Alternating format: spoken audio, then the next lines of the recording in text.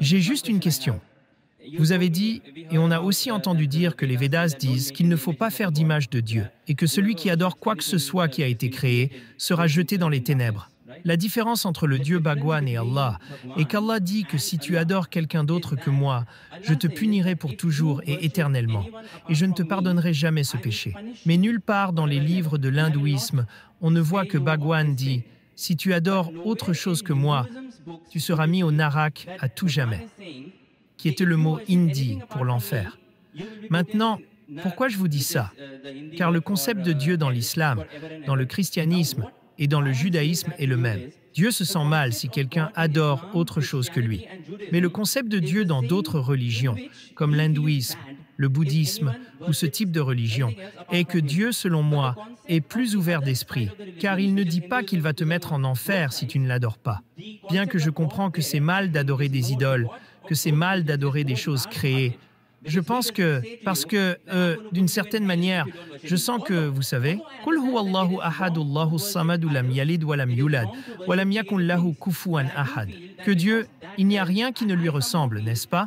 Alors pourquoi dans le Coran, ou la Bible, ou les Écritures juives, nous attribuons un sentiment humain à Dieu? Par exemple, disons que mon père me donne tout, il me donne beaucoup d'argent, et je donne cet argent aux pauvres, d'accord? Maintenant, si un jour j'oublie mon père se sentira alors mal. Mais c'est la nature humaine. Dieu est plus ouvert d'esprit que ça. Donc même si je ne l'adore pas, il ne devrait pas avoir de problème. Vous savez, il ne devrait pas me mettre en enfer, parce que c'est de l'égoïsme. L'égoïsme fait partie de la nature humaine, pas de celle de Dieu. C'est ce que je pense, selon ma... Je comprends ce que vous voulez dire. Le frère Rahul est un vieil ami à moi, mashallah.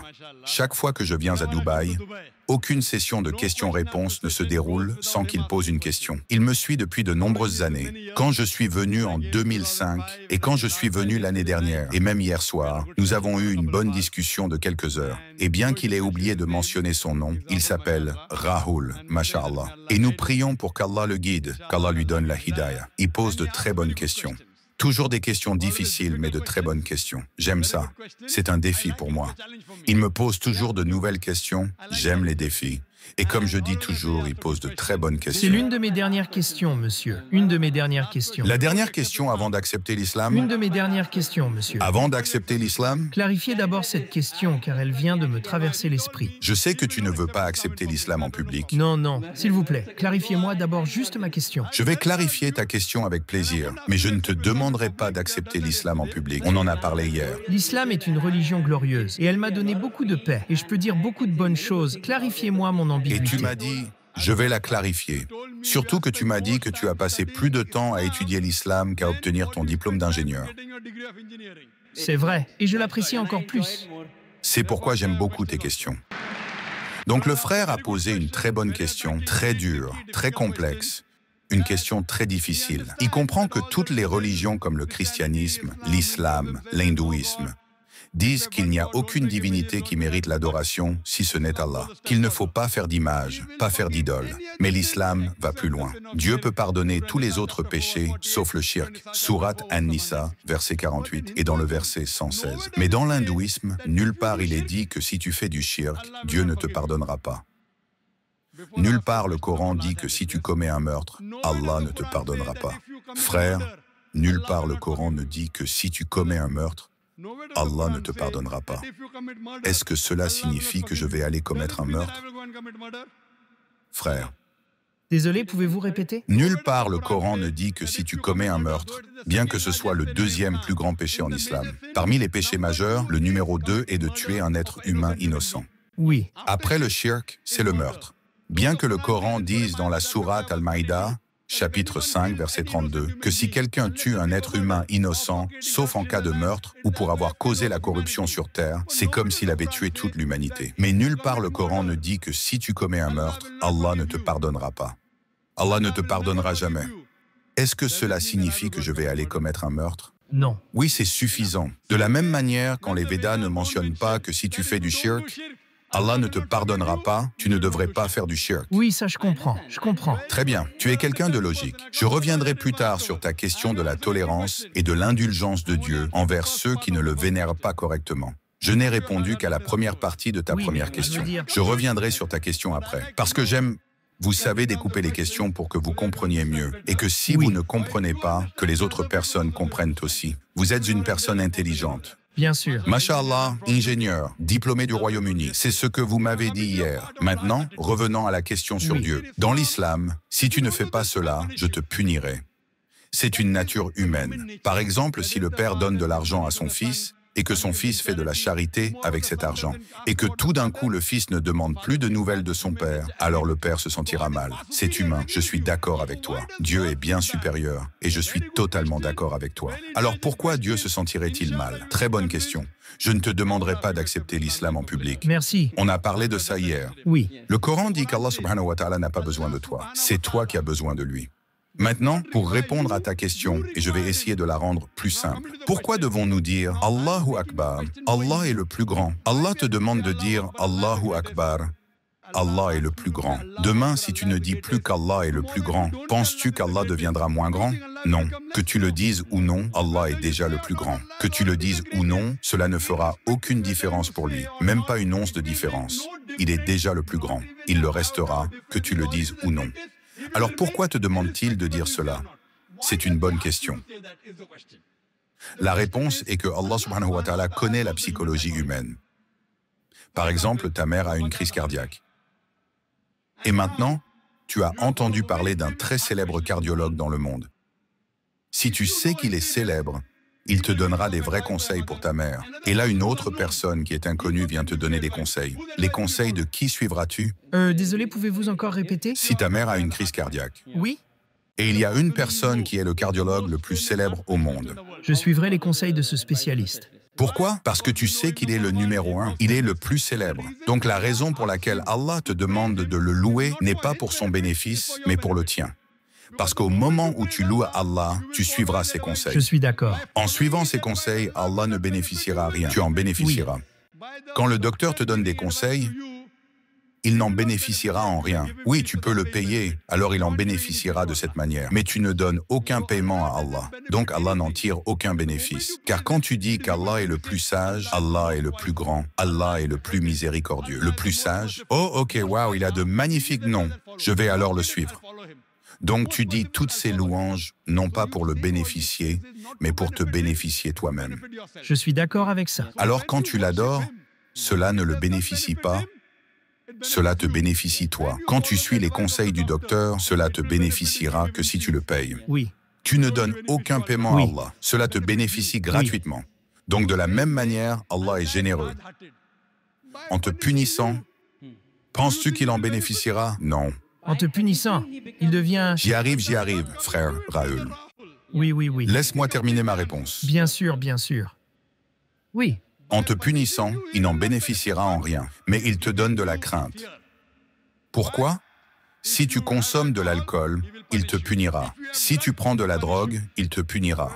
Mais que tu prennes de la drogue, quelle différence cela fait pour lui? Maintenant, s'il dit « Ok, ne prends pas de drogue, mais si tu en prends, je ne te punirai pas. » Alors en prendras-tu ou pas? Tu en prendras. Non, je n'en prendrai pas. Si je suis convaincu que c'est mal pour moi, je n'en prendrai pas. Je n'ai pas besoin de cette peur de l'enfer. La peur du feu de l'enfer pour m'en détourner. C'est normal, car Dieu convainc les gens de différentes manières. Certains avec la raison et la logique. Tu es une personne logique, tu es convaincu par la logique. Certaines personnes ont besoin de peur, certaines personnes ont besoin de punition, certaines personnes ont besoin de récompense. Il y a 3 façons dont Allah parle. Tu es convaincu par la raison et la logique. Tu es comme moi.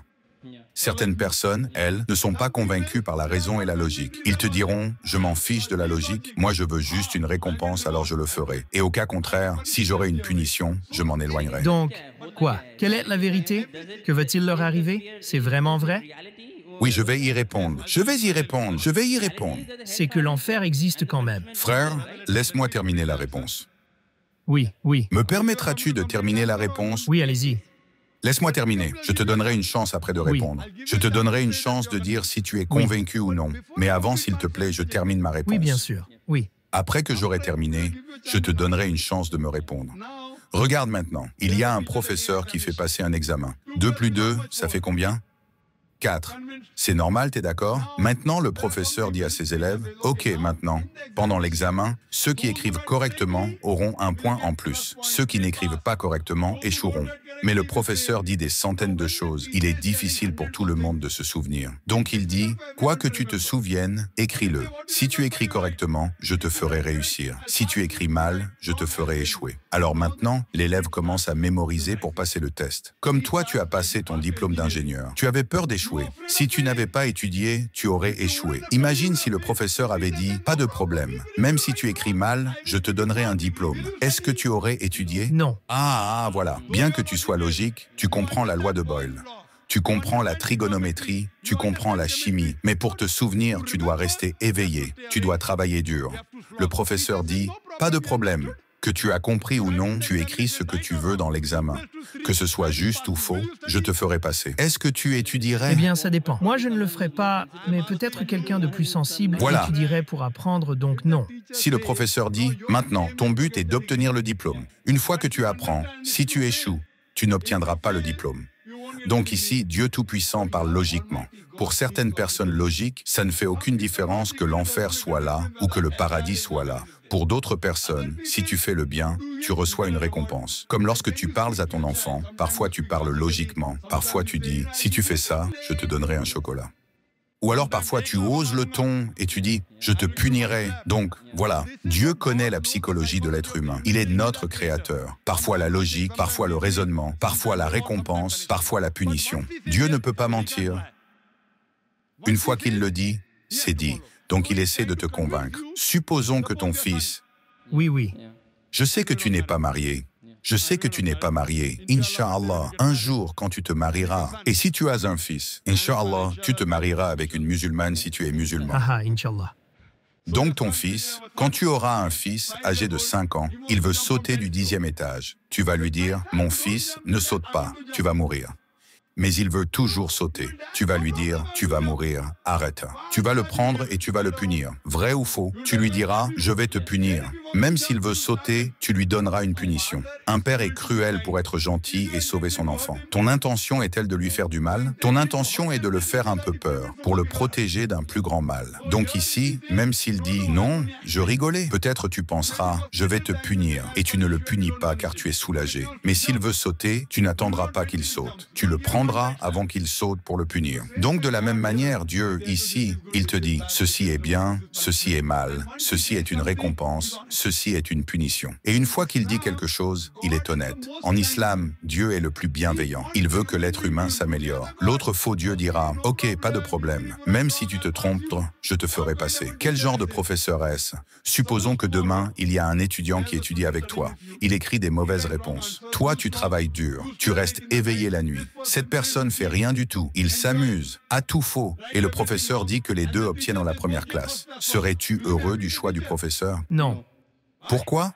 Tu es cruel. T'es un mauvais être humain. Est-ce que j'ai tort? Blague à part, tu penses ça car tu crois en la justice. Donc, en plus d'être bienveillant et miséricordieux, Dieu est aussi juste. Imagine quelqu'un viole ta sœur, viole ta mère. Dieu dit, pas de problème, je vais le pardonner. Le jour du jugement, ne diras-tu pas à Dieu, pourquoi ne l'as-tu pas puni? Pour cette punition? Non, ça je suis d'accord. Je parle de Dieu qui serait égoïste envers lui-même. Il n'est pas du tout égoïste. Non. Mais il dit que si tu fais du shirk, alors je te mettrai en enfer pour toujours. Je ne dis pas qu'il ne devrait pas punir les mauvaises actions, mais il impose à lui-même que si tu associes des partenaires avec moi, en plus de m'adorer, si tu adores quelqu'un d'autre, je ne te pardonnerai pas. C'est une bonne chose. Mais ça, c'est de l'égocentrisme. Si le cardiologue, supposons qu'il dit à ta mère, écoute, c'est simple, prends seulement ce médicament, rien d'autre. Puis quelqu'un d'autre lui dit, prends aussi cet autre médicament. Le cardiologue te prévient, si tu mélanges ça avec autre chose, ta mère risque de mourir. Alors, tu écouteras quelqu'un d'autre ou pas? Le cardiologue insiste, ne prends rien d'autre à part ce sorbitrate, garde-le sous la langue. Ensuite, un autre docteur arrive et dit, moi aussi je suis un excellent docteur, mais tu ne le connais même pas. Oui, tu as raison, j'écouterai le cardiologue. Correct. Le cardiologue est un spécialiste, mais Dieu est un spécialiste du cœur encore plus grand. Donc le spécialiste du cœur, tu veux le suivre, mais tu ne veux pas suivre ton créateur qui a créé ton cœur. Non, monsieur. Attends. Laisse-moi terminer. Oui. Laisse-moi finir. Toi qui es logique, quand tu vas suivre le spécialiste du cœur et qu'il te dit « ne prête pas attention aux autres parce qu'il prétend détenir la vérité absolue et que tu acceptes ». Pourtant, ce spécialiste du cœur peut aussi se tromper. car il reste un être humain. Dieu Tout-Puissant, quand il dit « n'adore que moi », il sait que si tu penses qu'une autre puissance est au-dessus de tout et que tu la suis en faisant de mauvais choix, cela te nuira. Dieu ne souhaite pas voir ses créatures souffrir. Il fait tout pour te donner un avertissement ultime. Les autres péchés, peut-être que je les pardonnerai. Par exemple, le meurtre est un péché très grave, le deuxième plus grand péché en islam. Mais si tu en viens à adorer quelqu'un d'autre, cela peut ouvrir la porte à tout mal. Tu pourrais te mettre à tuer, à prendre des drogues, à commettre des violences. C'est trop dangereux. C'est pourquoi sa guidance est complète. En tant que créateur, il sait. Personne d'autre n'est le créateur. Alors, si quelqu'un prétend agir comme tel, c'est dangereux, car Dieu sait que personne d'autre ne peut te créer. C'est pourquoi il dit que suivre aveuglément les conseils de quelqu'un, l'adorer ou lui obéir comme s'il était le créateur, c'est différent de l'obéissance normale. Obéir à ton père ou à ta mère, pas de problème. Mais aller à l'encontre des commandements de Dieu Tout-Puissant en adorant quelqu'un d'autre. C'est ce que j'essaie de comprendre. Est-ce vraiment le vrai Dieu qui dit « Si tu m'associes des partenaires, je ne te pardonnerai jamais ce péché ». C'est un vrai dilemme. Je me demande si un Dieu qui pense de cette façon peut être le bon Dieu. C'est le bon Dieu. C'est toi qui le dis. Tu dis que c'est le bon Dieu, donc. Pourquoi? J'ai vérifié avec la science. Le Coran passe ce test. Quand j'applique la science aux écritures hindoues, elles échouent. Quand j'applique la science à la Bible, elle échoue aussi. Donc, même si je suis d'accord avec toi sur ma question précédente, d'accord. Mais regarde, 80% du Coran est prouvé comme étant correct à 100%. Les 20% restants est ambigu pour la science, car c'est du monde invisible. Comme la vie après la mort, les djinns, mais pas pour un croyant. Si 100% de cela est prouvé comme correct, alors même si 20% reste ambigu pour la science... Je vais te dire une chose, frère. Ni toi ni moi n'avons encore atteint ce niveau de compréhension. La science non plus. Peut-être que dans 100 ou 1000 ans, tout cela sera prouvé à 100% correct par la science. Nos limites viennent de nous-mêmes, pas du Coran. Donc un croyant croit au monde invisible même sans preuve scientifique. C'est pareil avec un expert, comme un spécialiste du cœur. Lui, il connaît parfaitement son sujet et te dira quoi faire précisément, sans hésitation. Par contre, quelqu'un de moins sûr de lui te proposera plusieurs options. Prends ce médicament, essaie aussi celui-là. Mais le Créateur, Dieu Tout-Puissant, qui est certain, donne ses commandements avec assurance. C'est toi qui n'es pas encore sûr qu'il est le Créateur. Mais une fois que tu en seras certain, tu le suivras. Pour ma part, je suis convaincu que c'est la parole de Dieu Tout-Puissant. Tu as encore des recherches à faire. Tu sais bien que les autres écritures ne passent pas le test. Je te mets au défi de trouver une écriture qui se rapproche même du Coran. Non, je suis d'accord, le Coran c'est l'écriture la plus forte que j'ai. Ça, c'est une certitude. Je ne peux pas te demander d'accepter l'islam en public parce que, tu sais, nous avons parlé hier. Mais quand tu sais que c'est la vérité, alors l'ego commence à venir en toi. Ah, je n'ai pas d'ego. Je t'ai dit, parmi toutes celles que j'ai lues, c'est la plus forte. Alors je prie Dieu Tout-Puissant. Tu le sais, parce que je t'aime, Raoul. Oui, je t'aime aussi. Je t'aime, et c'est pourquoi je prie Dieu Tout-Puissant de te guider. Tu n'as pas besoin de proclamer quoi que ce soit. Hier, tu m'as demandé, est-ce que si j'accepte l'islam, je dois le dire devant tout le monde? Non, ce n'est pas nécessaire. Je crois sincèrement que tu es quelqu'un qui cherche à soumettre sa volonté à Dieu. Que Dieu te guide. Merci beaucoup Zakir Naik. N'hésitez pas à prendre l'abonnement pour soutenir la chaîne YouTube. Cela vous permettra d'avoir une traduction gratuite d'une vidéo de Zakir Naik de votre choix, ainsi que des vidéos traduites réservées uniquement aux membres, comme celle expliquant pourquoi les pays musulmans sont en retard comparés aux pays occidentaux, vidéos très intéressantes, et les vidéos publiques en avance. Merci pour votre soutien.